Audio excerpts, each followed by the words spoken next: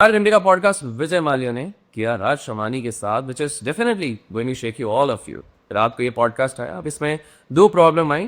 पहला कि ये 4 घंटे से भी ज्यादा बड़ा पॉडकास्ट है, और दूसरा ये इंटरव्यू इंग्लिश उर्फ अंग्रेजी में है। मुझे काफी सारे डीएम्स आए इंस्टाग्राम में कि भाई आप बहुत बढ़िया डिकोड करते हो ये सारी चीज़ों को, ये सारे मामलों को, तो प्लीज़ प्लीज़ प्लीज़ हमारे लिए इस पर्टिकुलर वीडियो को डिकोड करो, सारे इंपॉर्टेंट पॉइंटर्स प्लीज़ बताओ, और वो हिंदी में समझाओ क्योंकि हमें इंग्लिश इतनी समझ में नहीं आती है। And here I am to do exactly the same. उस वीडियो में क्या कहा गया था मैं एग्जैक्टली बताऊंगा, कोई बायस नहीं, कोई अपना वर्जन नहीं, एग्जैक्ट वो सारी चीज़ें होंगी, सारे मेन पॉइंटर्स, लेकिन एकदम कम समय में 1/10 टाइम पे मैं आपको बताऊंगा। और दूसरा मेन इंपॉर्टेंट चीज़ें मैं हिंदी में बताऊंगा। डिसाइड आप लोग करेंगे कमेंट्स के थ्रू कि आपके इससे क्या ऑब्जर्वेशन है, क्या आपका कंक्लूजन है। रात को इस पर्टिकुलर डायरी में मैंने सारे पहले पॉइंटर्स बनाए आप लोगों के, हाँ, इसलिए थोड़ा सा टाइम लग गया इस चीज़ पे। लेकिन मैं ये भी कहना चाहूँगा कि राज ने डेफिनेटली एक गुड जर्नलिज्म करी है। उन्होंने अपना बायस नहीं रखा, उन्होंने सही सवाल पूछे हैं। तो without wasting any more time हम इस वीडियो को शुरू करेंगे। अगर प्रयास मेरा भी आपको पसंद आता है, आपको लगता है कि हाँ भाई थैंक यू सो मच कि आपने इतना बड़े पॉडकास्ट को हिंदी में और इंपॉर्टेंट इन्फॉर्मेशन कन्वे किया, तो लाइफ में कंजूसी मत कीजिएगा। शुरू करते हैं। तो विजय माल्या जी, जिनको जी के नाम से संबोधित राज ने किया है, तो उन्होंने राज शमानी के साथ ऑलमोस्ट 364th पॉडकास्ट एपिसोड में अपनी जिंदगी, किंगफिशर एयरलाइंस के राइज और फॉल्स, लोन्स, कंट्रोवर्सीज और उनके ऊपर जो फ्रॉड का थप्पा लगा उसके बारे में बात की है। वेल, अगर आप लोगों को जानना है कि भाई विजय माल्या का क्या वर्जन है, बिकॉज ये इतने सालों बाद पहली बार विजय माल्या सामने आए एंड इंटरव्यू दिया है, क्योंकि अभी तक आप लोगों ने सिर्फ मीडिया का वर्जन सुना है। मीडिया कहती है भाग गया, चोर है, ये सारे, लेकिन ये विजय माल्या का वर्जन है। What does he think and what does he want to communicate. Vijay Mallya का जन्म कोलकाता में हुआ और उनका पालन पोषण एक स्ट्रिक्ट बिजनेसमैन फादर के अंडर हुआ जो यूनाइटेड ब्रिवरीज चला रहे थे। बचपन सिंपल सा था, कोई फैंसी सा नहीं था। कॉलेज में सिर्फ 400 रुपये पर मंथ की स्टाइपेंड मिलते। उनके पापा ने उनको डिसिप्लिन सिखाया, खासकर बैलेंस शीट पढ़ने का स्किल, और सिर्फ 27 की एज में, जो कि बहुत ही कम होती है। पापा के गुजरने के बाद माल्या ने यूबी ग्रुप का कंट्रोल संभाला। इतनी छोटी सी उम्र में चेयरमैन बनना बहुत बड़ी बात हो जाती है, और डिसेंट्रलाइज मैनेजमेंट के स्टाइल को अपनाया। टीम को एम्पावर करने का उन्होंने पूरा प्रयत्न किया और बिजनेस को स्लोली बढ़ाने का कोशिश करा। माल्या के बिजनेस दिमाग की शुरुआत अगर आप देखेंगे तो स्टार्टिंग से ही काफ़ी ज़्यादा कमाल थी, जिसका प्रेज उस समय पे मीडिया भी करती थी, न्यूज़पेपर्स भी करते थे, लोग भी करते थे, इन जनरल करते थे। सो उन्होंने किंगफिशर बियर को एक आइकॉनिक ब्रांड बना दिया जो आज 52% बियर मार्केट का शेयर होल्ड करती है। कितना? 52% बेयर मार्केट का शेयर होल्ड करती है। और इसी के साथ smart marketing, surrogate advertising, music, fashion और स्पोर्ट्स से काफ़ी ज़्यादा यूथ सेंट्रिक और फन वाइब बनाएगा। तो उनको पता था कि आने वाले समय में सबसे ज़्यादा कंजम्पशन कौन करेगा? यूथ करेगा। मैकडॉनल्ड्स नंबर 1 विस्की को भी वर्ल्ड का सबसे ज़्यादा बिकने वाला ब्रांड बनाया। अल्कोहल के अलावा बर्जे पेंट्स को भी ग्लोबली एक्सपैंड किया, प्रॉफिटेबल एग्जिट्स लिए। यह दिखाता है कि Vijay Mallya in his version, in his interviews clearly stating, भाई साहब मैं केवल एक लिकर बैरन नहीं हूं, मैं एक एंटरप्रेन्योर भी। तो पहली चीज़ है कि यहाँ पर कहीं ना कहीं विजय माल्या बताना चाहते हैं कि आई हैड ऑलरेडी वोर मल्टीपल हैट्स। ऐसा नहीं है कि मैं नौसिखिया था और जाके मैंने लोगों का, स्टेक होल्डर का पैसा डुबा दिया जानबूझ के। 2005 में माल्या ने किंगफिशर एयरलाइंस लॉन्च की। मीडिया ने कहा कि ये उनके बर्थडे, मतलब उनके बेटे का जो बर्थडे आ रहा था उसका गिफ्ट था, लेकिन विजय माल्या कहते हैं कि भाई साहब ये ऐसा नहीं था। दमानिया ब्रदर्स जो है उनका एक प्रोफेशनल प्रपोजल था और उसी के बेसिस पे ये बनाया गया था। विजन क्या था? एक प्रीमियम फ्लाइंग एक्सपीरियंस देने का था। इन फ्लाइट एक्सपीरियंस होगा, इन फ्लाइट एंटरटेनमेंट होगा, शानदार खाना होगा, टॉप नॉच सर्विस होगी, अच्छी अच्छी एयर होस्टेस होगी जिससे लोगों का मन लगा रहे। जैसे बिजनेस क्लास के पैसेंजर्स के ग्लासेस साफ करना, ये सारी चीज़ें, छोटे छोटी चीज़ें वहाँ पर कराई जा रही थी। शुरू में लो कॉस्ट कैरियर था विद अ प्रीमियम ट्विस्ट, बाद में बिजनेस क्लास किया गया एंड जेट एयरवेज से compete करने लग गए। 2008 तक ये सारी चीज़ें चल रही थी। 2008 तक अगर आप स्टैटिस्टिक्स देखते हैं तो as per Vijay Mallya Kingfisher India का सबसे बड़ा एयरलाइन बन गया 27% मार्केट शेयर के साथ। तो ये यहाँ पर हुआ, लेकिन फिर चीज़ें बिगड़ी कब? लेकिन सब कुछ बिगड़ी 2008 में जब ग्लोबल फाइनेंशियल क्राइसिस आया, लेमन ब्रदर का क्राइसिस। जी हाँ, हम हमारे चैनल पर कवर कर चुके हैं, प्लेलिस्ट जाके चेक कीजिए, स्कैम प्लेलिस्ट, वहाँ पर आपको ये चीज़ मिल जाएगी। तो वहाँ पर लेमन ब्रदर का कोलैप्स जैसे ही हुआ तो एविएशन इंडस्ट्री को बुरी तरीके से हिट हुआ। क्रूड ऑयल का दाम $140 पर बैरल के हिसाब से पहुंच गया था। एविएशन फ्यूल का कॉस्ट बढ़ गया और रुपये की वैल्यू भी गिर रही थी। फंडिंग ड्राई हो चुका था। माल्या फिर गए फाइनेंस मिनिस्टर उस समय पे जो प्रणब मुखर्जी थे, उनसे एडवाइस ली। उन्होंने कहा कि भाई एयरलाइन डाउनसाइज करने का हमको करना चाहिए, लेकिन सामने से उन्होंने कहा कि भैया जॉब्स एंड कनेक्टिविटी के लिए चलाते रहो, बैंक्स सपोर्ट करेगी भाई तुमको। माल्या को अब अफसोस होता है कि अगर डाउनसाइजिंग नहीं किया तो शायद किंगफिशर बच जाता। अब दूसरी चीज़ ये है कि एक बहुत बड़ा स्टेप लिया गया 2007 में, एयर डेक्कन, जो कि $137 मिलियन में एक्विजिशन की गई थी। मीडिया ने इसे गलत कहा ये एक 5 स्टार इंटरनेशनल फ्लाइट्स के रूल को बाईपास करने के लिए किया गया, लेकिन माल्या का लॉजिक ये था कि इंडस्ट्री कंसोलिडेशन और एयर डेक्कन के ₹1 पर टिकट जैसे डिसरप्टर को ख़त्म करना था। दोनों एयरलाइंस के एयरबस एयरक्राफ्ट और ट्रेन पायलट्स भी ऑलमोस्ट सेम थे, जो इंजीनियरिंग कंपैटिबिलिटी और स्केल देता है। एयर डेक्कन से नए रूट्स खुल गए थे, इंडिया की एविएशन कनेक्टिविटी बढ़ गई थी। क्रिटिक्स बोलते हैं कि भाई प्रीमियम किंगफिशर और लो कॉस्ट डेक्कन का कस्टमर बेस अलग अलग था, इसलिए गलती कर दी विजय माल्या ने। लेकिन विजय माल्या काउंटर कहते हैं कि भाई ये एक मल्टी ब्रांड स्ट्रैटेजी थी, जैसे कोक कोक का कोको कोला भी और डाइट कोक भी है, तो ये मल्टी ब्रांड स्ट्रैटेजी काफ़ी ज़्यादा कॉमन होती है। उसने कहा कि डेक्कन को किंगफिशर रेड बनाया गया, तो लो कॉस्ट और प्रीमियम किंगफिशर फर्स्ट को अलग रखा गया, तो दो सेगमेंट्स बना दिए गए। ऐसा विजय माल्या कहता है कि भैया एक प्रीमियम सेगमेंट, एक नॉर्मल सेगमेंट। किंगफिशर रेड को लो कॉस्ट करियर बनाया गया था, लेकिन माल्या ने इन फ्लाइट एंटरटेनमेंट और फूड ऐड किया, ये सोचा कि इंडियंस इसकी वैल्यू कर दे। क्रिटिक्स ने कहा कि ये सर्विसेज ने कॉस्ट और बढ़ा दिया, और यहाँ पर जो भी लो कॉस्ट पेइंग ऑडियंस होती है वो लॉयल कस्टमर्स नहीं होते हैं, तो कहीं ना कहीं विजय माल्या भी उनको लॉयल कस्टमर नहीं बना पाता। जिसके पास पैसा है ही नहीं ज़्यादा, वो कहाँ से किसी को एक लॉयल कस्टमर बनाएगा। लेकिन माल्या का लॉजिक कहता है, जो उन्होंने इंटरव्यू में दर्शाया, कि प्राइस और प्लेन फिल करना ज़्यादा मैटर करता है, ना कि strict low cost versus full service models. वो डिनाई करते हैं कि किंगफिशर रेड ने ही बैलेंस शीट का हालत बहुत बुरी कर दिया था, जैसे कि मीडिया काफ़ी बार कहती है। फाइनेंशियल प्रेशर बर्दाश्त से बाहर हो गया था। स्टेट गवर्नमेंट्स के एड वैलोरेव सेल्स टैक्स ने एविएशन फ्यूल पे बोझ बना दिया था, और माल्या के एटीएफ, एयर टरबाइन फ्यूल जो कहते हैं, वो डिक्लेयर्ड गुड स्टेटस देने की रिक्वेस्ट को ठुकराया गया। फॉरेन इन्वेस्टमेंट जैसे कि एतिहाद एयरवेज से रोका गया, जबकि जेट एयरवेज को 6 महीने बाद अप्रूवल मिल गया। सो कहीं ना कहीं अगर आप इधर माल्या के टोन को देखते हैं, तो Vijay Mallya is trying to impress it कि भाई ये बहुत सोची समझी कॉन्स्पिरेसी है ये मेरे अगेंस्ट में, जिसके कारण मुझे फंसाया गया। ऐसा नहीं है, ऐसा विजय माल्या का कहना है कि भैया मैं तो हर चीज़ के लिए तैयार था। और इसी के चक्कर में इकोनॉमिक क्राइसिस और गवर्नमेंट पॉलिसी से किंगफिशर के सामने आए बहुत बड़ा तूफान, जिसके कारण किंगफिशर डूब गया। एयरलाइन बचाने के लिए उसने यूबी ग्रुप के 3000 करोड़ डाले, अपने 3000 करोड़ डाले, लेकिन मीडिया ने उस पर ध्यान नहीं दिया। किंगफिशर ने 17 बैंक्स के कंसोर्टियम से, जैसे एसबीआई हो गया, आईडीबीआई हो गया, तकरीबन 6203 करोड़ रुपीस बोरो किए, ना कि 9000 करोड़ जो कि मीडिया और काफ़ी सारे लोगों ने मिनिस्ट्री में कहा है 2019 में। माल्या और यूबी होल्डिंग्स गारंटर्स थे। उन्होंने Kingfisher brand, UB group shares और प्रॉपर्टीज कोलैटरल के रूप में दी।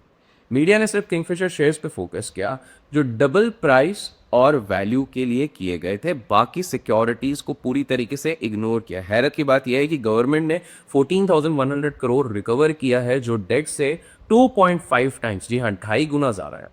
ये 2024 के फाइनेंस मिनिस्ट्री के रिपोर्ट के मुताबिक बताया जा रहा है। ये मैं कहूँगा कि आपको एक बार गूगल कर रिसर्च भी कर लीजिए कि ऐसा बताया गया है कि ये विजय माल्या ने तक कहा है। और माल्या जी के मुताबिक माल्या कहता है कि भाई माल्या के जो प्लेस्ड एसेट्स थे ये वहीं से आया था, वो इसे यूज़ करते हैं और ये प्रूव करने के लिए कि कोई फ्रॉड या साइफरिंग नहीं हुआ है। कैश टू क्राइसिस ने oil bills, airport fees, catering और एम्प्लॉयज़ की सैलरीज को रोक दिया। माल्या का दावा है कि यूबी होल्डिंग्स के 260 करोड़ कर्नाटका हाई कोर्ट में फ्रीज हैं और सैलरीज के लिए यूज करने की परमिशन मांगी गई, लेकिन बैंक्स ने विरोध किया और उसी के कारण कोर्ट्स ने उनको मना कर दी। सो मीडिया ने कहा माल्या ने इंटरनेशनल एम्प्लॉयज़ को पे किया, इंडियन एम्प्लॉयज़ को नहीं किया, इसके साथ छल कपट किया। वो क्लैरिटी कहते हैं, वो क्लैरिफाई करने की कोशिश करते हैं कि यूके में टिकट कलेक्शन से इंटरनेशनल सैलरीज दी जा रही थी, जबकि इंडिया में कोर्ट फीस ने रोक दिया, तो हम कहाँ से सैलरी देते हैं। एक एम्प्लॉय की वाइफ ने सुसाइड किया, तो मीडिया ने नॉन पेमेंट से उस चीज को जोड़ा, लेकिन माल्या कहता है कि ये मराइटल डिस्प्यूट था भाई, फिर भी सिंपैथी चाहते थे और अपनी जिम्मेदारियों से भागना चाहते थे, इसलिए इस तरह से उन्होंने कहा और मीडिया ने इसको अलग तरीके से उछाल लिया। 2015 में माल्या के 60th बर्थडे पे गोवा में धूमधाम से वहां पर बहुत बड़ा सेलिब्रेशन हुआ। एनरिके, जी हाँ, बेबी मैं देते राम आउट ऑफ कंट्रोल वाला एनरिके ने वहां पर परफॉर्म किया था। लोग इसे लैविश स्पेंडिंग कहने लग गए और इसके चक्कर में बहुत ज़्यादा गुस्सा हो गया, आक्रोश हो गया। हमारे देश में शो ऑफ वैसे भी पसंद नहीं है, जबकि एम्प्लॉयज उनके अनपेड थे। ये दूसरा एक प्रॉब्लम था माल्या के डिफेंस में कि भैया पार्टी 2012 के एयरलाइन वर्क होने के 3 साल पहले की थी और उसमें पर्सनल फंड्स यूज़ किए गए थे, किंगफिशर के पैसे नहीं, कंपनी के पैसे नहीं। वो सवाल करता है कि माइलस्टोन बर्थडे सेलिब्रेट करना गलत क्यों है और मीडिया उसको गलत क्यों बता रहा है। मेरा पैसा है, मैं उसको जिस तरह से भी यूज़ करूं, मैंने अर्न किया है, तो उसमें मीडिया क्यों सवाल उठाता है। मीडिया सेंसेशनल उसको बनाने की कोशिश करता है। सीबीआई ने 2015 में इन्वेस्टिगेशन शुरू की, ब्रांड वैल्यूएशन और प्राइवेट जेट मिसयूज के एलिगेशंस लगाए गए, लेकिन माल्या कहता है कि साइफोनिंग का कोई सॉलिड प्रूफ नहीं मिला। वो 4 बार सीबीआई के सामने पेश हुए। सीबीआई और ईडी ने बाद में कहा 423 करोड़ साइफन ऑफ किए गए और 3547 करोड़ को लॉन्ड्रिंग की गई। माल्या इसे डिनाई करते, वो कहते हैं कि एयरलाइन के 50% से ज़्यादा एक्सपेंसेस जैसे कि प्लेन के लीजेस हो गए, स्पेयर्स हो गए, फॉरेन एक्सचेंज करेंसी में थे और अनरिलेटेड एक्सपेंसेस नहीं थे। वो सीबीआई और ईडी पे एविडेंस फैब्रिकेट करने का आरोप लगाते हैं राज शमानी के इस इंटरव्यू के, और किंगफिशर्स फंड से ओवरसीज प्रॉपर्टीज खरीदने का कोई प्रूफ नहीं। आईडीबीआई ने 900 करोड़ लोन पे कोल्यूजन का एलिगेशन है। माल्या कहता है कि ये बोर्ड अप्रूव्ड था। आरबीआई और फाइनेंस मिनिस्ट्री के रिप्रेजेंटेटिव्स के साथ ब्रांड वैल्यूएशन पे ग्रांट थ्रॉटन के 4100 करोड़ एस्टिमेट को बाद में 160 करोड़ ऑडिट किया गया, लेकिन माल्या कहता है कि बैंक ने रिपोर्ट एक्सेप्ट ही नहीं किया, तो फ्रॉड ही नहीं हुआ। अब एक सिंपल सी आप इस चीज़ को समझिए कि माल्या यहाँ पर ये कह रहे हैं कि बहुत सारे नंबर्स को फैब्रिकेट किया गया, बहुत सारी चीज़ों को हाइड किया गया जस्ट बिकॉज मीडिया उसको सेंसेशन बनाना चाहती थी और मेरे नाम के लोगों को व्यूज़ आ रहे थे, तो शायद इसलिए ये कर रहे थे। स्विस और फ्रेंच अथॉरिटीज़ ने इंडिया के रिक्वेस्ट पे अकाउंट्स फ्रीज किया बिना एक्विजिशंस के। 2 मार्च 2016 को माल्या दिल्ली से जेट एयरवेज की फ़्लाइट से लंदन गया। जिनीवा जो एक जगह है, मैं एफआईए मीटिंग की।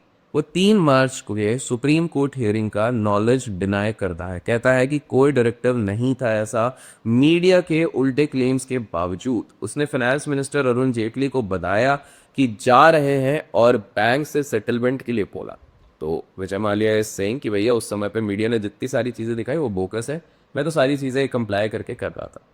फिर विजय माल्या का कहना है कि मीडिया है बाहोड़ा नरेटिव दे दिया कि भैया ये तो भगोड़ा है, भगोड़ा है, भगोड़ा है, जबकि माल्या 1988 से नॉन रेसिडेंट इंडियन रह चुके हैं, 1992 से यूके परमानेंट रेसिडेंट बन चुके हैं और इंडिया में 180 दिन 180 डेज से ज़्यादा नहीं रहता।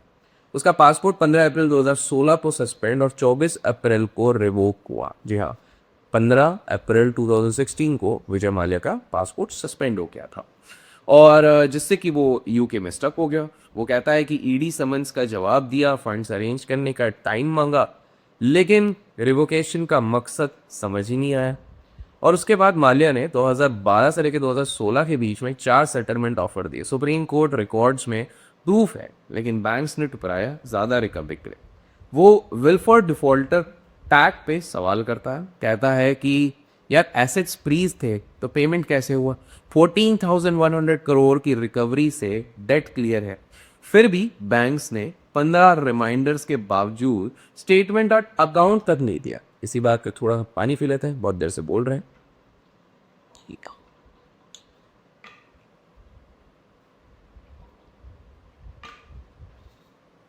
ओके, सो 14,100 करोड़ की रिकवरी से डेट क्लियर हुआ, फिर भी बैंक्स ने 15 रिमाइंडर्स के बावजूद भी, जो विजय माल्या का कहना है, सेटलमेंट के अकाउंट ही नहीं दिए।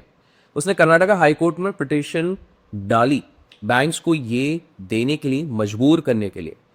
तो ये सारी चीज़ें बोला। फिर एक दूसरे सेगमेंट में स्पोर्ट्स में माल्या ने 2007 में रॉयल चैलेंजर्स बैंगलोर आरसीबी जो 18 साल बाद फाइनल जीती है, $112 million में खरीदा। रॉयल चैलेंज विस्की प्रमोट करने के लिए, वैनिटी प्रोजेक्ट्स नहीं।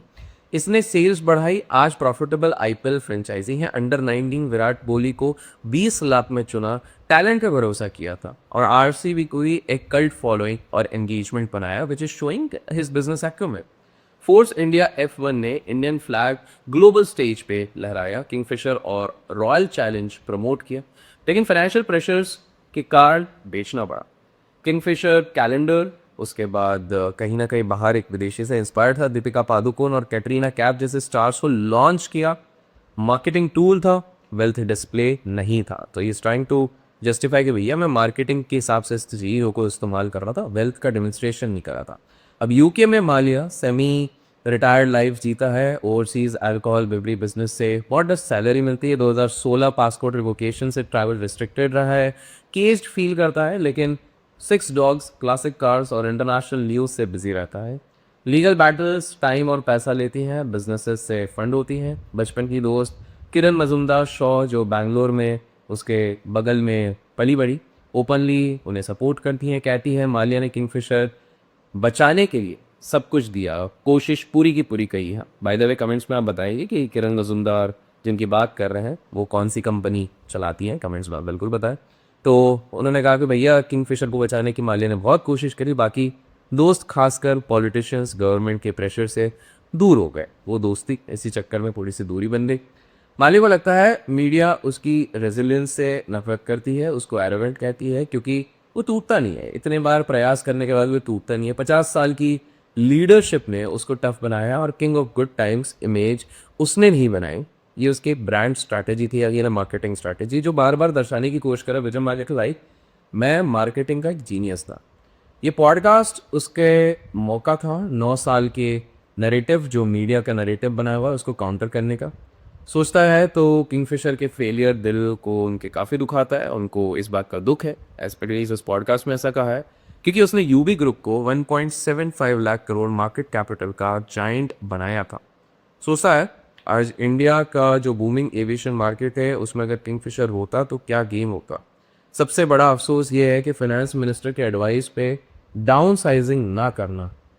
यंगर सेल्फ को कहता है कि शायद किंगफिशर शुरू ना करता, केवल और केवल अल्कोहल पे फोकस करता। अगर आप लोगों को ध्यान होगा हमारे प्रीवियस काफ़ी सारे पॉडकास्ट में, जहाँ विजय माल्या के बारे में कभी भी इंटरव्यूअर ने पूछा है, मैंने भी ये कहा कि काश उन्होंने सिर्फ अल्कोहल पे ही ध्यान दिया जाता, क्योंकि उसको ऑलरेडी मास्टर थे, लीडर बनते इंस्टेड ऑफ एविएशन, तो चीज़ ही अलग होता। बट सबसे बड़ा डर ये है कि एक्स्ट्राडिशन और इंडिया में जेल, जैसे तिहाड़ और आर्थर रोड। लेकिन अगर ये नसीब है तो फेस करेगा। डीपी रिलीजियस है, और कहीं ना कहीं तिरुपति का गोल्ड प्लेटिंग डोनेट किया है। मानता है कि गॉड उसको बचाएगा। माल्या कहता है कि वो क्रिमिनल नहीं है, क्रिमिनल केस में मेरिट पे वो अपना जीतना चाहता है इस सारी चीज़ को, और अपने ट्रांजैक्शंस का इंडिपेंडेंट ऑडिट के लिए भी वो तैयार है। कहता है छुपाने के लिए कुछ भी नहीं है, फेयर ट्रायल मिला तो इंडिया वापस आएगा। और सोच सकता है, लेकिन सीबीआई और ईडी ट्रैक रिकॉर्ड कॉन्फिडेंस में नहीं देता है, क्योंकि उसको लगता है कि सीबीआई और ईडी उसको फंसाने की कोशिश करेगा। कुछ बिजनेसमैन इंडिया में रहते हैं और लड़ते हैं, लेकिन माल्या का जाना उसको कहीं ना कहीं फ्यूजिटिव का टैग और बुरा बना रहा है, भगोड़ा का नाम दे रहा है। वो कहता है कि स्केड्यूल्ड ट्रिप के लिए गया था, भागा नहीं, और होस्टाइल एनवायरनमेंट और एसेट्स बेचने के लिए रुक गया। इन शॉर्ट, माल्या अपने आप को media, government, CBI, ED nexus का शिकार मानता है। कहता है कि भैया जेलेसी और पॉलिटिक्स की वजह से किंगफिशर के इकोनॉमिक्स में पूरी तरीके से डिक्लाइन हुआ, और गवर्नमेंट पॉलिसीज की वजह से, not because of my bad business decisions, it is because of government policies कि किंगफिशर डूबा, और फ्रॉड की वजह से नहीं। उसने 3,000 करोड़ लगाए, 4 सेटलमेंट ऑफर्स दिए, 14,100 करोड़ रिकवरी उसका नाम साफ कर सकता है, फिर भी उसको चोर कहा गया। सुप्रीम कोर्ट रिकॉर्ड चेक करे सेटलमेंट प्रूफ के लिए, मीडिया के सेंसेशनल चीज़ों पे ना जाए, और जुडिशियल सिस्टम पे कहीं ना कहीं भरोसा रखें। तो विजय माल्या को लगता है कि अगर ये सारी चीज़ें हुई तो he is ready to come down to the nation again. वो चाहते हैं कि फेयर तरीके से इस चीज़ का जजमेंट हो, फेयर तरीके से इस चीज़ को समझा जाए, और इसी के बाद उन्होंने इस चीज़ को कंक्लूड करने की कोशिश करी। सो क्या विजय माल्या सरकमस्टांसेस के शिकार हुए या फिर मीडिया नरेटिव के शिकार हुए? आपके क्या विचार हैं इसको कमेंट्स में ज़रूर बताएं। मैंने कोशिश करी है कि सारे मेजर पॉइंटर्स जो आपके लिए इंपॉर्टेंट हो, सारे मेन पॉइंटर्स जो मैंने इस डायरी में मेंटेन किए थे वो सारे आपके साथ शेयर करो। अगर आपको कुछ भी पसंद आया इस वीडियो में लाइक और शेयर ज़रूर कीजिएगा, अपनी टिप्पणी कमेंट्स में दीजिएगा। Tell them keep worry, keep growing, keep investing, keep trading.